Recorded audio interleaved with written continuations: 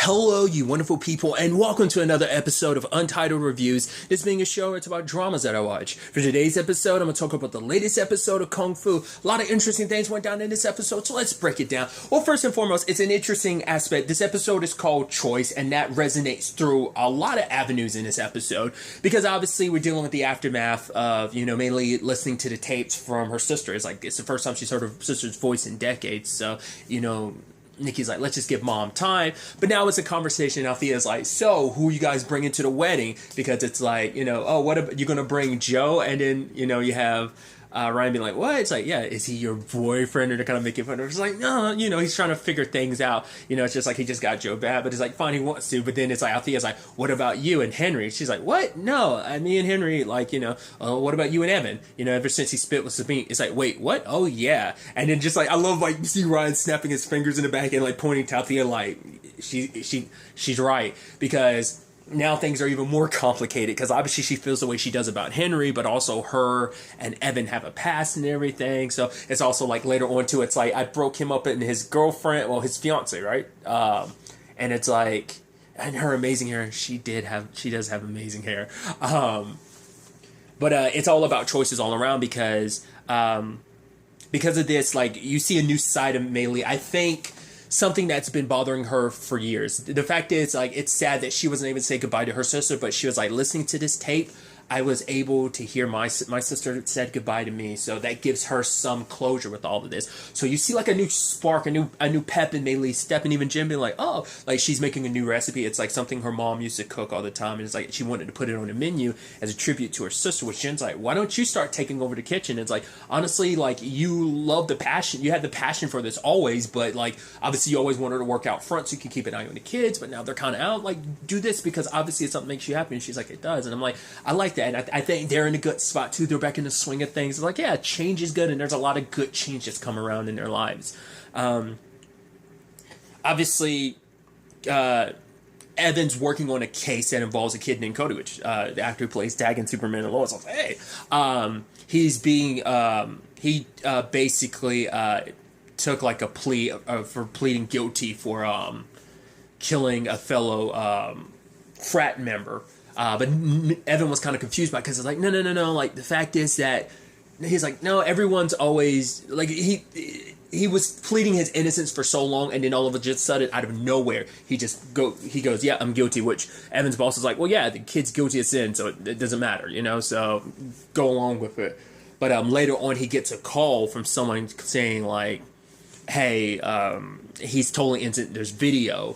And so Nikki's there at that time because she went there to talk to Evan about everything. Because she had opened up to Althea about right, me and Henry kissed. It's yeah, but then things got complicated between us. And obviously she cares about Evan, but there's always going to be a part of her that cares. But obviously she wants to be with Henry. But before things could even get to that point, this whole situation with Cody came up, and it's right, he's going to be it's going to go, the deal's going to go through the next day, so they have until then to try and figure out the truth behind this, find this video that proves his innocence. And it's a sad thing is for Cody, the reason why he accepted is because, because even Evan pointed out, he comes from a poor family. So the fact is that he didn't have the money necessary to get his own lawyer. So he ended up getting a public defender, which was already overworked.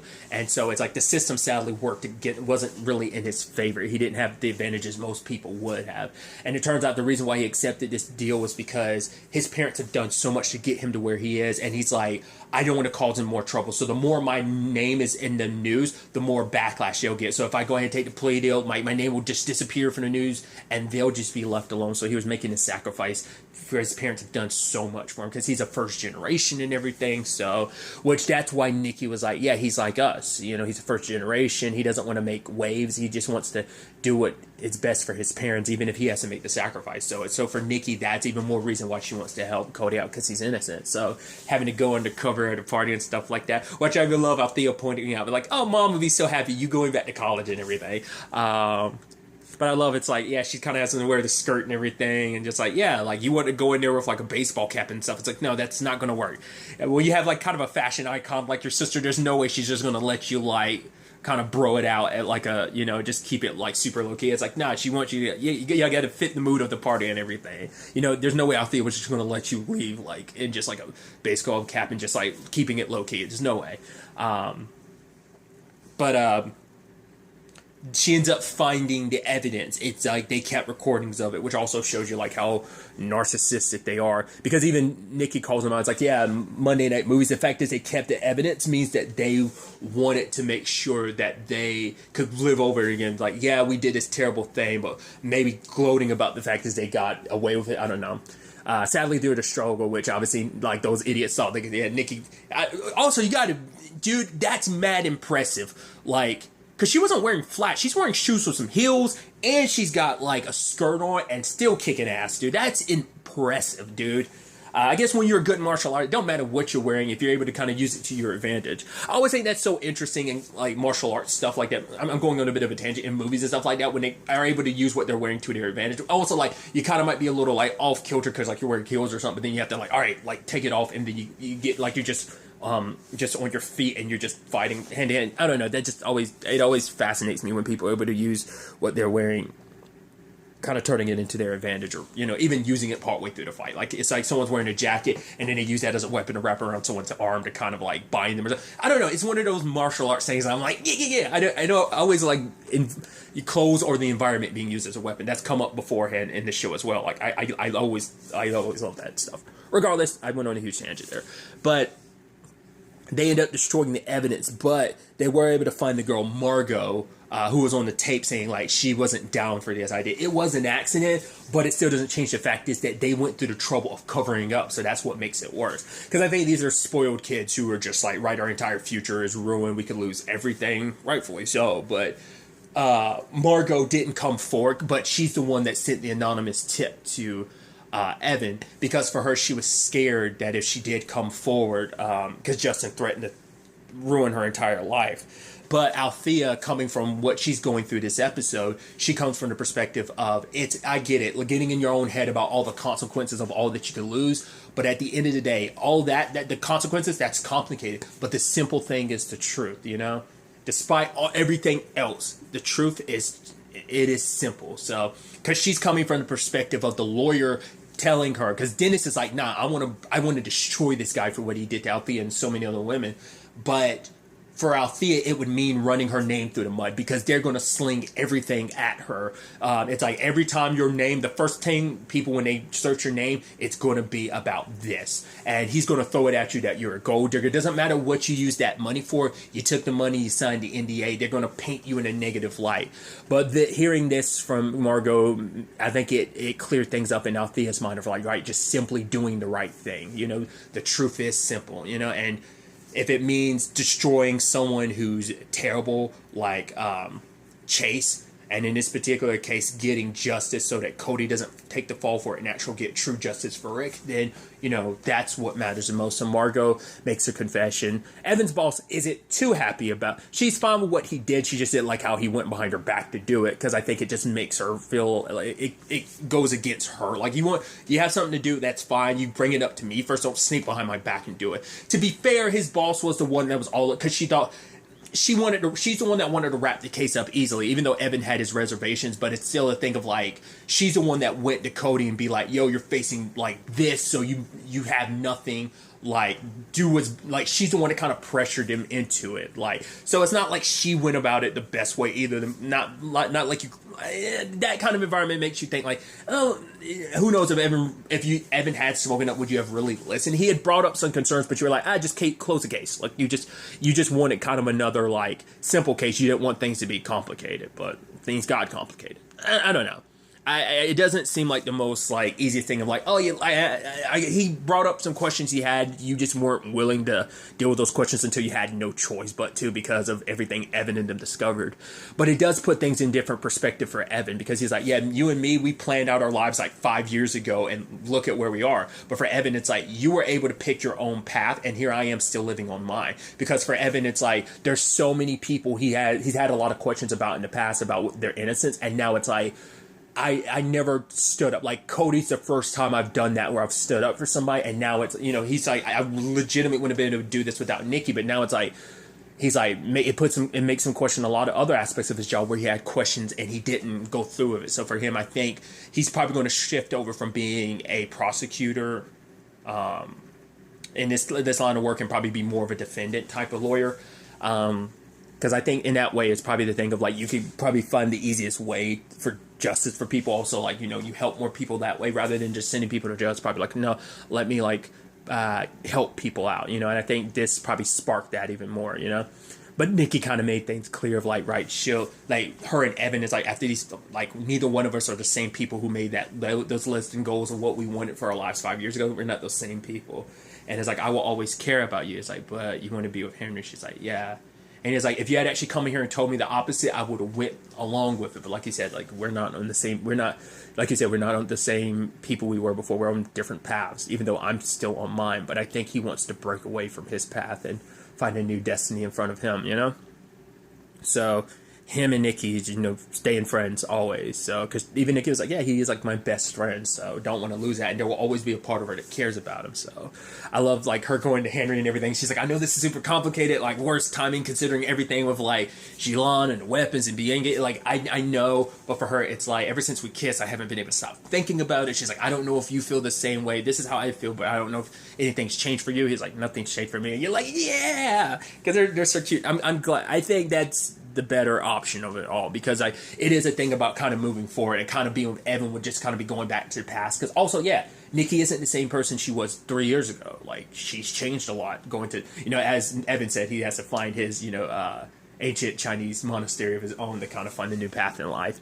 So I'm glad. Speaking of Henry and them, what's interesting too is because of all of that, like they earlier listening to Meiji's messages, they ended up finding out about Bienge. It isn't just about bringing the weapons together anymore.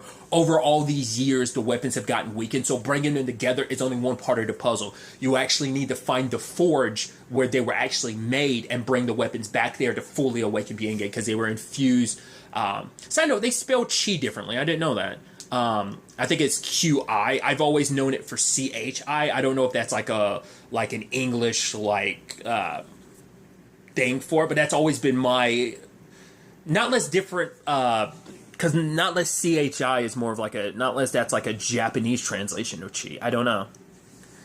I believe I could be completely mistaken. Like I said, I've always associated with, but like the subtitle spelled it QI instead of CHI. But I've always thought it was maybe CHI. Maybe they're both correct, or maybe like CHI is wrong and QI is. I don't know. It was just something I thought was interesting.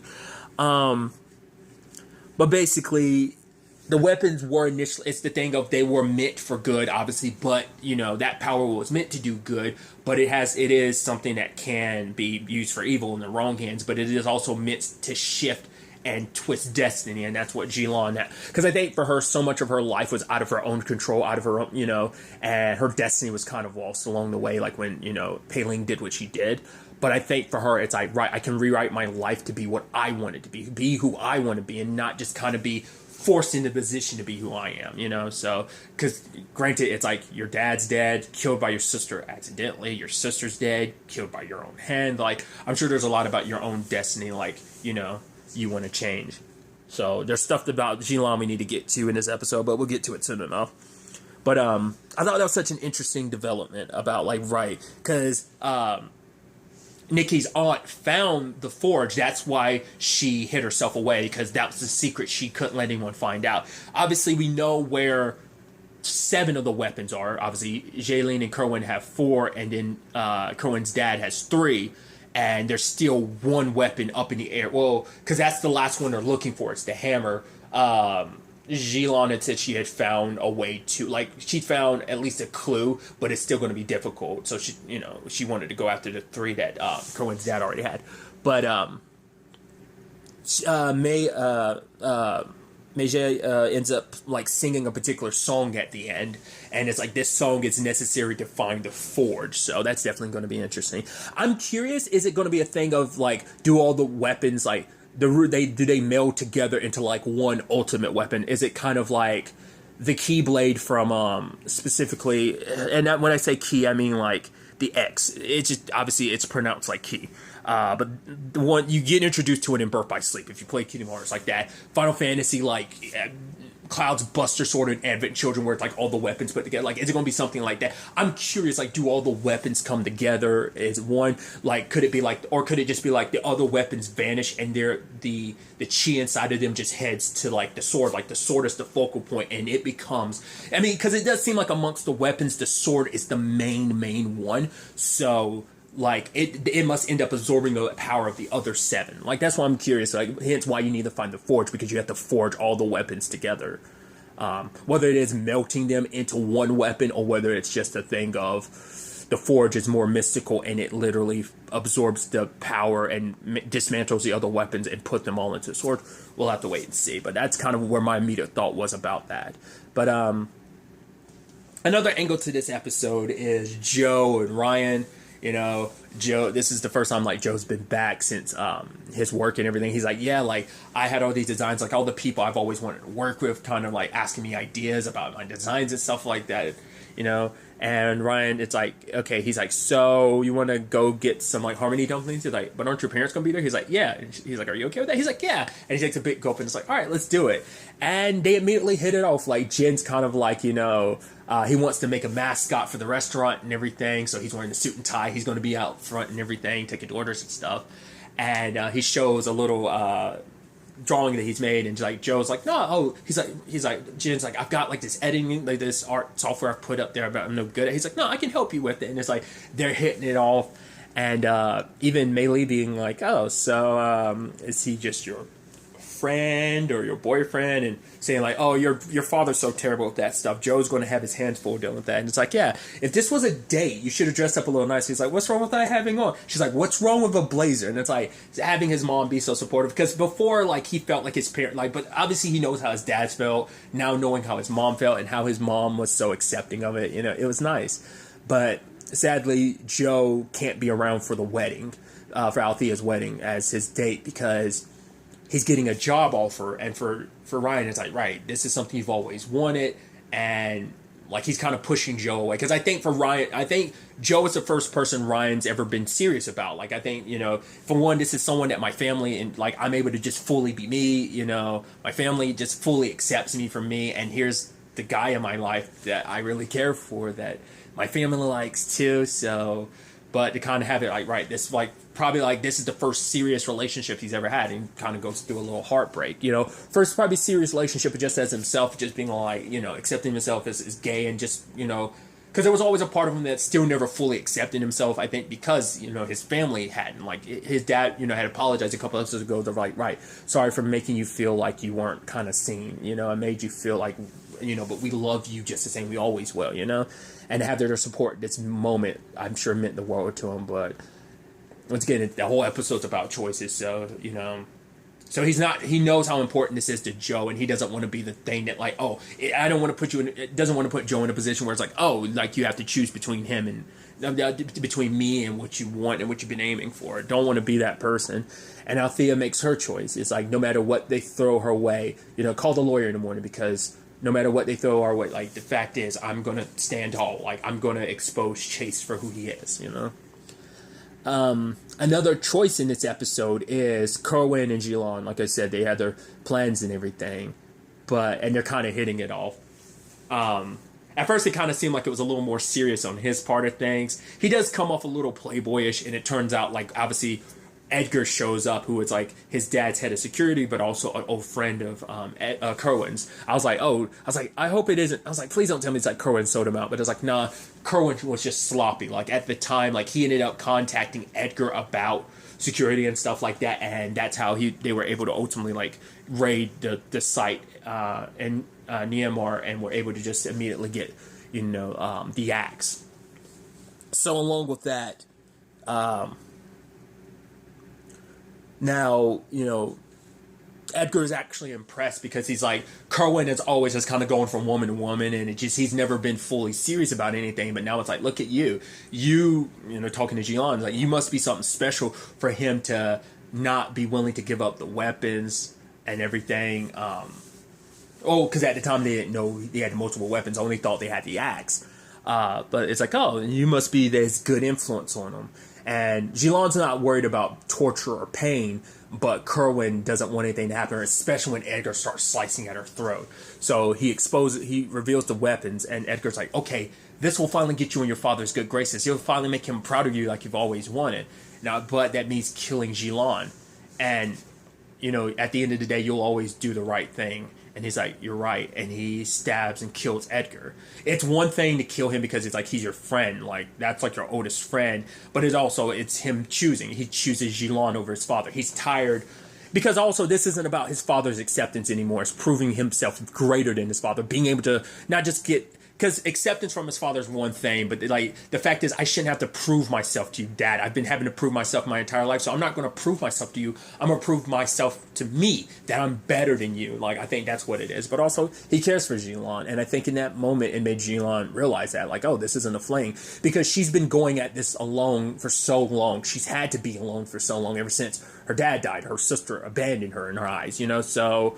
Now it's kind of interesting, the parallels of like Nikki's not in this fight alone, and kind of having to recognize, I'm not in this fight alone. She has Henry by her side, just as her and Henry are kind of getting closer and everything. So is Jilan and Kerwin. So, granted, it's not the exact circumstances. It's the flip side of just kind of like the path of light that Nikki is taking and what that entails, versus Jilan taking this path of darkness and what that entails. So, very different things. But obviously with this, Kerwin's like, yeah, my dad's going to find out if Edgar doesn't contact him soon enough, so we have to move fast. But Jilan kisses him, and I think once again cementing like this isn't just a casual thing, like we're in this together. So a lot of interesting developments on a lot of fronts. I'm curious to kind of see ultimately where all this ends up taking us going forward into the next episode. But really, that's all I want to talk about. Until next time we meet, be happy, be safe, live life to the fullest, and enjoy it. Good day, and goodbye.